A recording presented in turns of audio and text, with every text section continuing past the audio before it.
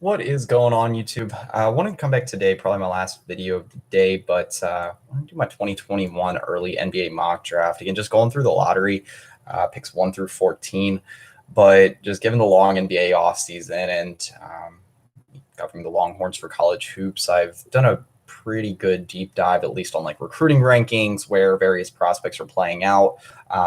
For any early 2021 NBA draft board or mock draft or anything like that.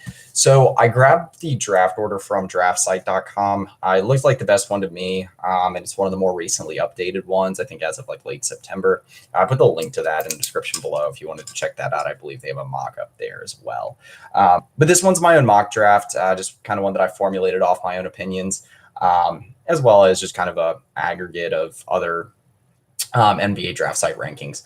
Now, let's go ahead and start with pick number 1. I've got the New York Knicks taking Cade Cunningham, point guard out of Oklahoma State. I think the rankings could change a little bit, but as it stands now, Cade's pretty far and away the number 1 prospect in the 2021 NBA draft. He's going to get good exposure in the Big 12. You actually playing college hoops, because who knows what's going to happen with the G League season right now. I did see a few reports saying that it's partially in doubt, or they're going to have to make significant adjustments to it. They didn't get to round out last season, I don't believe. But that could be a leg up for Cade. Again, he's going to get pretty good national exposure in playing in the Big 12. He's got a pretty good supporting cast at Oklahoma State, too. I mean, if he had chose like UNC or Kentucky, he probably would have been better there. But definitely going to have a bright spotlight on him. Lengthy, about 6 foot, or about 6'6", 6'7". Great playmaker, good two-way point guard. Very good facilitator. Good shooting within the 2-point arc. We'll see how his 3-point shot develops during his time at Oklahoma State and moving into the 2021 NBA draft. I think that's the biggest question mark for him. The Knicks definitely need someone to build around, and that would give them that person immediately. Number 2, Cleveland Cavaliers. They already have an interesting young core, but I think if they could get, if they got another top 5 pick in the 2021 draft class, which I believe is better than 2020, that could be a major game changer for them. But I have them taking Jalen Green, combo guard, about 6'5". He's playing in the G, or at least planning on playing in the G League this year. Passed on going the traditional college route. Versatile offensive skill set. He needs to continue to work kind of on his game on the defensive end of the floor. Really gifted athlete, good shooter. I don't know if the ceiling for him is as high as Cade, but if there's anyone that's going to challenge Cade for the top overall prospect in this draft class, it's probably going to be Jalen Green. The Cavs also don't really have that player that they can build around right now. Maybe the closest thing to it will be Colin Sexton, Darius Garland, maybe. They've also got kind of that young core developing with Dylan Windler, Kevin Porter, all those guys, and giving them Jalen Green would give that young core firmly someone to build around, a good building block that they could go on for the future. And I think Jalen Green's got a pretty polished offensive skill set, so he could come in and make that immediate impact. But again, we'll just have to see how next season plays out if they land in the number 2 spot. Number 3, I've got the Washington Wizards picking Evan Mobley, freshman center going to USC. Mobley's got a pretty good offensive game. I think he will be the best prospect among the big men for the 2021 draft. He was one of the top 247 sports composite prospects in the country. Ended up committing to USC fairly early on. Again, polished game. He's got to put on a little bit, about 6'11", 7 foot, and like 205, 210 pounds. But again, he's got time to, kind of put that on there. The real plus to Evan Mobley, I think, is the fact that his game is starting to kind of extend beyond the arc. He's got good shooting fundamentals, and the threat of that happening could be really intriguing for the Wizards. And I think the Wizards are going to have to get a big man soon. They picked Rui Hachimura in the 2019 draft, and we'll see where they go in 2020.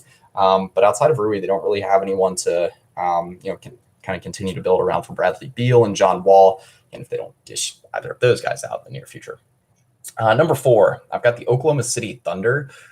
Going through a rebuild, and then working to select Jalen Johnson, freshman small forward that's going to Duke.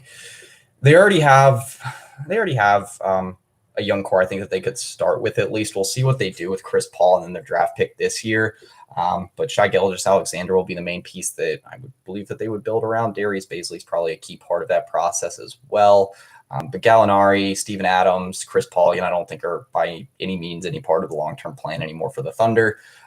With that, they would get a wing, that 3-and-D wing that they could build around. Jalen Johnson's really versatile, about 6'7", 6'8", lengthy, good on both ends of the floor.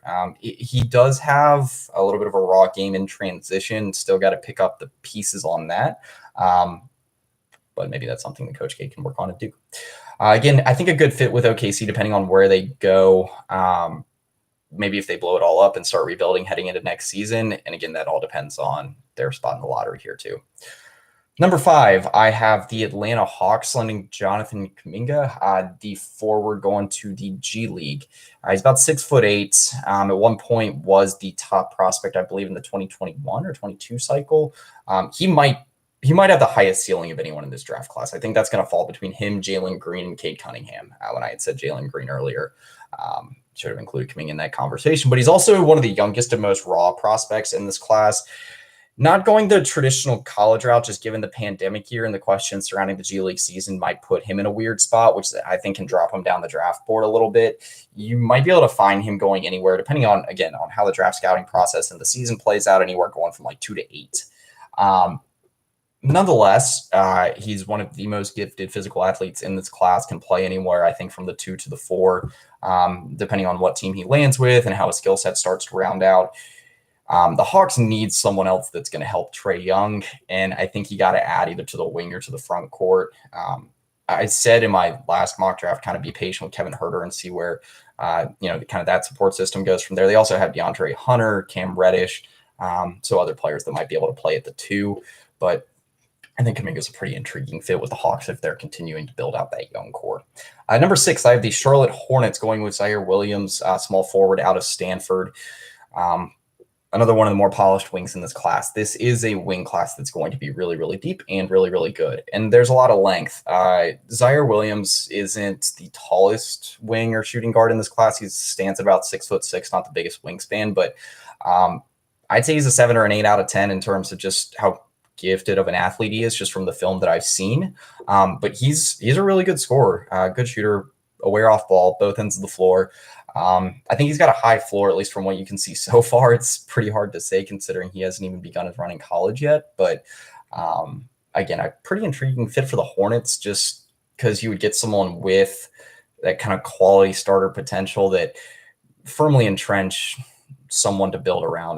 We'll see if they get that in the 2020 draft, since they do have the 3rd overall pick, but they don't really have that piece right now. Number 7, I've got the Memphis Grizzlies selecting BJ, Brandon Boston, whatever you want to know him as, shooting guard going to Kentucky.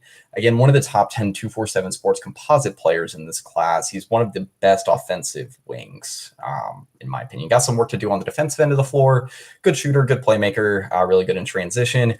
We'll see how his game plays out in college, just because I think he is a good fit with Kentucky, and he's going to get a lot of exposure right out of the gate. And we'll see how his defensive skill set starts to round out. But the Grizzlies have one of the best young cores, I think, in the Western Conference, between Jaren Jackson and then Ja Morant. If you add in a 2 guard in there, I think that only helps their case from there then on out. Number 8, I have the Chicago Bulls, and mind me if I say this name wrong here. I have them selecting the first international prospect or overseas prospect out of this class. Usman Garuba. He's about a 6'8", 6'9" power forward, coming out of Spain. Plays for Real Madrid, EuroLeague right now. And I mean, his film is one of the more impressive big men of any in this class. He's got work that I think he needs to do just on his shooting range, but outside of that, he's one of the best defenders.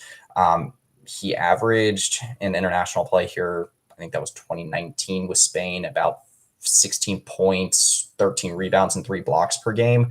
And he's pretty polished on both ends of the floor. Gifted athlete, and I think he's got a really high floor. We'll see how it plays out within the next year or so, and if he even declares for the next NBA draft. But if Lauri Markkanen doesn't work out well for the Bulls, or Wendell Carter Jr. ends up moving on, whatever that be, and depending on where they go with their pick in the 2020 draft, going overseas and getting a prospect like that, it's a move that Arturas Karnisovas has made before, and I think it's one that he would turn to again.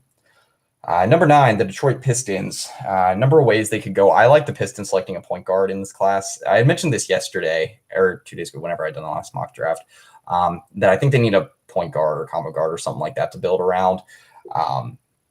really all that they have right now. Luke Kennard, Sekou Doumbouya. I really like Doumbouya. But anyway, I have the Pistons selecting Jalen Suggs.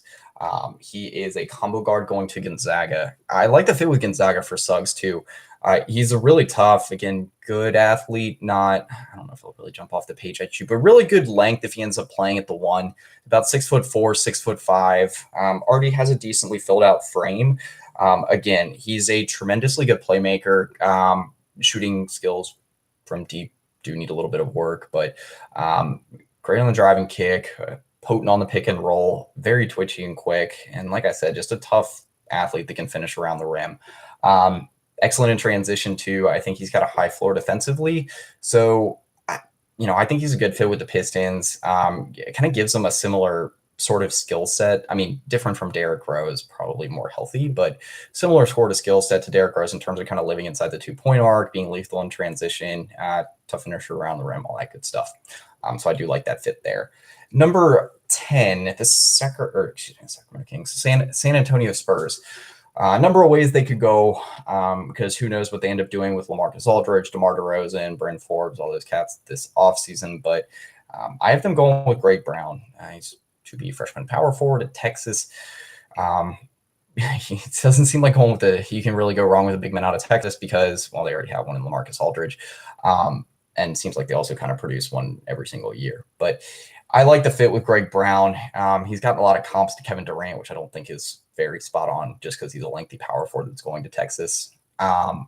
But he's an improving shooter, really, really, really good athlete, really agile from kind of within like about 6 to 10 feet from the rim. And like I said, an improving shooter at that. If he can get to the free throw line often and continue to kind of improve his defensive game within that 6 to 10 feet range from the rim, while he's at Texas, then I think he's really going to start exploding up draft boards. A lot depends on how Shaka Smart uses him at Texas, because we know, I think if you're a college hoops fan, you know that Texas has also problems with their basketball program to develop big man talent at times. And Jackson Hayes worked out well, but on the other end, like under Rick Barnes, Miles Turner, I don't think really lived up to the hype. Jared Allen wasn't on a very good team. So we'll see how, kind of Greg Brown ends up working out for the Longhorns. But I like the fit with the Spurs. I think, again, he's somewhat of a raw talent as it stands now. And they don't really tend to have a problem with being patient with some of their best prospects, but I don't really know where the future of the sport or the Spurs front court really lies right now. LaMarcus Aldridge isn't a long-term solution. Jakob Poeltl might be out the door. So there's a lot of volatility in that situation right now. Number 11, the New Orleans Pelicans. I just kind of have them taking best player off the board at this point. I don't know where their positional need will lie. Again, it depends on how they continue to build around Zion. There's been trade rumors surrounding Lonzo Ball, Drew Holiday, JJ Redick. Derek Favors is hitting free agency this offseason. So pretty much everything but Zion Williamson has been, it seems, movable for the Pelicans in the last few months. But I just, again, have them adding as much value as they can around Zion. So Terrence Clark, he's a freshman, I believe, shooting guard. Yeah, shooting guard. Can also play at the wing going to Kentucky. And it'll be kind of a clogged wing 2-guard rotation in Kentucky. Again, that's already two shooting guards, two guards. Kentucky picked within the lottery, so kind of an embarrassment of riches there. But Terrence Clark, I think, has the higher ceiling of the two between him and BJ Boston. I also think he's the more well-rounded, but also the more raw of the two prospects. Really good scorer, good athlete, needs to kind of work on his finishing ability, and kind of falls asleep off ball on defense sometimes. But again, good athlete, so I think he can contend on the perimeter, kind of defending any 2-guard or wing. But that's something that you'll have to watch in college. Number 12, the Sacramento Kings. This would be one of my favorite picks. I have them taking at number 12, Scottie Lewis. He's a freshman power forward going to Florida State. Scotty. I think looking for Scotty Barnes. I got Scotty Barnes, Scotty Lewis mixed up here. Scotty Barnes. Freshman power forward going to Florida State. 247 Sports composite 5-star prospect. Most of the players on this list are kind of falling into that row. Scotty Barnes, though, I really like him. He was, I believe, one of the top 8, top 10 prospects coming out of the 2020 class. coming out of Montverde Academy, so he stays in state at Florida State, and will kind of take the reins for Devin Vassell, Patrick Williams. He's got a really versatile offensive game. He's an improving shooter. He's good at driving. He's got a really good motor, and he's also a really good rebounder and defender. Underrated facilitator for a big man too. So I think the problem with Scottie Barnes is going to exposure, maybe lack of playing time. And while I said he's an improving shooter, that's about all you can say about his shooting ability as it stands now. He's not a very consistent shooter outside of anywhere from like 6 or 8 feet from the rim. So that'll definitely be something to watch for him at Florida State. Most other parts of his game, though, are really good. He's going to have a high floor just in terms of kind of the intangibles and what he can do off ball, rebounding ability, just kind of ability to kind of jostle around in the paint. He also gets to the free throw line often, just given how agile and strong he is finishing around the rim. Number 13, I have the Orlando Magic going with Terrence Shannon. He's one of the few non-freshmen or non-overseas prospects that I think could fall in the lottery. But also, we'll have to wait and see for next season of college hoops how that plays out. But he's a sophomore shooting guard at Texas Tech. Chris Beard has gotten really good at developing talent along the wing or at the 2 guard between, just looking at like Jarrett Culver, Zaire Smith. Names escaping me for most recent kid that was on Texas Tech last season. But I like Terrence Shannon. He's a good shooter. He's a good creator. He's good at finding his teammates. We'll see kind of how his his defensive game rounds out next season, but average around 1 steal per game. He just was a little bit slow. Closing speed, a little slow in transition. But again, that's just to get a bigger role, see how he does. I think he had I was in the shadows of, but he kind of started out the season a little bit cold shooting from deep, finished the season around 27% shooting from beyond the arc, but definitely got better as the season moved along. I think he's a good kind of has to find that rhythm. That's who kind of sat behind last season. But if Ramsey ends up going into the draft this year, then that'll kind of be Shannon's kind of Shannon's ball club to go with from there. He's about 6'6", a good lengthy guard. And again, he'll probably have one of the more established, be one of the more well-known prospects, quote unquote, safer picks in the 2021 draft if he ends up going there. The Magic will probably end up needing help all over, maybe outside of like Jonathan Isaac, Nikola Vucevic. I think looking kind of at the 2 guard on the wing is the best spot for them right now. And I think taking an established player, more of an established prospect like Terrence Shannon is probably the best way for them to go, just considering that probably by the 2021-22 season, they'll still be around a mid-level playoff contender in the Eastern Conference. And then at number 14, I have the Golden State Warriors. I wasn't thrilled about some of the placements of the Golden State Warriors, but again, this was probably the best draft order I found. Have them selecting Caleb Love to be freshman point guard out of UNC. So he'll be running the show. Next one in line after Kobe White, Cole Anthony.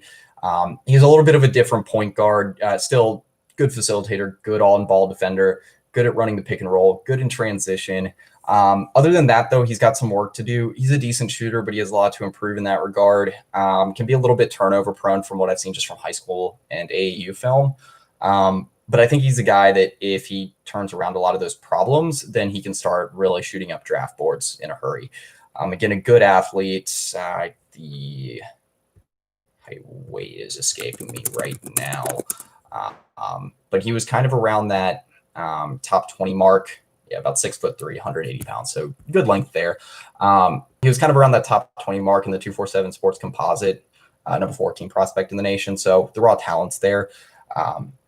I just think the Warriors are going to be in a spot by the time the 2021 draft comes around to start figuring out, okay, what's the next step after Steph Curry, Klay Thompson, all of them are done. And they picked Jordan Poole in the 2019 draft, and they have the second overall pick in the 2020 draft. But there's a good chance that they might trade out of that out of that second slot. And I'm almost thinking that they do in terms of where I think they pick in 2021.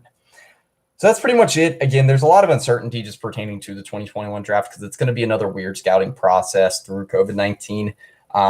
And then it's hard to tell what's going to happen with the G League season. And then with Jalen Green and Jonathan Kuminga both going the G League route, that's going to have a lot of volatility to how the kind of the draft board shakes out for 2021. And then we'll see what happens with all the guys playing college hoops because it looked like that season as a go. That's pretty much it. I'm hoping here probably the next 2 to 3 months after the start of the college hoop season that I'll have an updated, more exact 2021 mock draft, and just seeing how the standings start playing out for the next NBA season. So that's pretty much it. See ya.